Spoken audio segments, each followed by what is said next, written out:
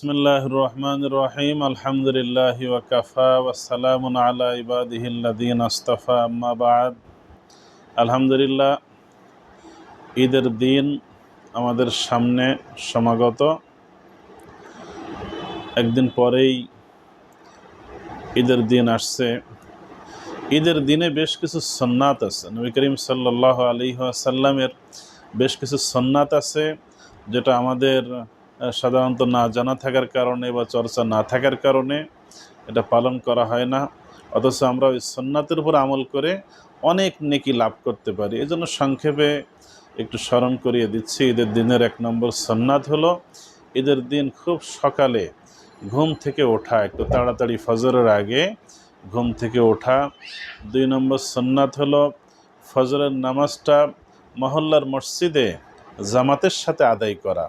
3 নম্বর সুন্নাত হলো মেসওয়াক করা একটা গুরুত্বপূর্ণ সুন্নাত। 4 নম্বর সুন্নাত হলো সুন্দরভাবে গোসল করা।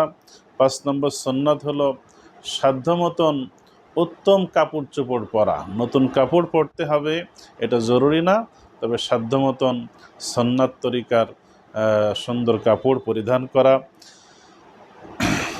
6 নম্বর সুন্নাত হলো আতর খুশবু সুগন্ধি লাগানো।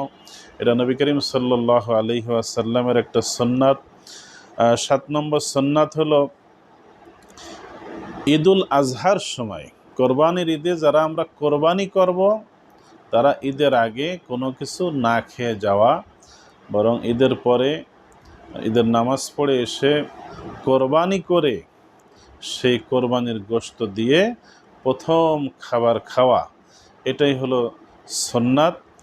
তবে যদি কারোর অসুস্থতাজনিত কোনো সমস্যা থাকে বা যারা আমরা কোরবানি করব না তারা যদি আগেও খেয়ে নেয় তো সমস্যা হবে না। 8 নম্বর সুন্নাত হলো আগে ঈদগাহে যাওয়া। অনেকেই আমরা একদম শেষের দিকে যাই, কোনো রকমের যে নামাজটা ধরি এটা কাম্য না, বরং আগে ঈদগাহে যাওয়া এটা গুরুত্বপূর্ণ একটা সুন্নাত। 9 নম্বর সুন্নাত হলো ঈদুল আজহার নামাজ, কোরবানির ঈদের নামাজ একটু তাড়াতাড়ি পড়া, ঈদুল ফিতরের তুলনায়ও একটু তাড়াতাড়ি পড়া, যেহেতু এরপরে কোরবানির আমল আছে। 10 নম্বর সুন্নাত হলো শরীয়তের সীমার ভিতরে থেকে আনন্দ প্রকাশ করা। ঈদের দিন মুখ গোমরা করে না থাকা, মন খারাপ করে না থাকা, বরং নিজেদের ভিতরে একটু আনন্দ প্রকাশ করা, এটাও একটা সুন্নাত। 11 নম্বর সুন্নাত হলো কোনো ওজর না থাকলে পায়ে হেঁটে ঈদগাহে যাওয়া। একটু সময় লাগলেও পায়ে হেঁটে ঈদগাহে যাওয়া, এটা একটা সুন্নাত। 12 নম্বর সুন্নাত হলো ঈদুল আজহার ময়দানে যখন আমরা যাব, নামাজ পড়ার জন্য যাব, তখন জোরে জোরে তাকবীরে তাশরিক বলতে যাব।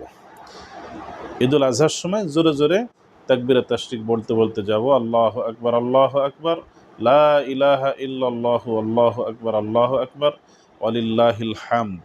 এরপরে আরেকটা সুন্নাত হলো ঈদগাহে আমরা এক রাস্তা দিয়ে যাব, অন্য রাস্তা দিয়ে ফিরে আসব।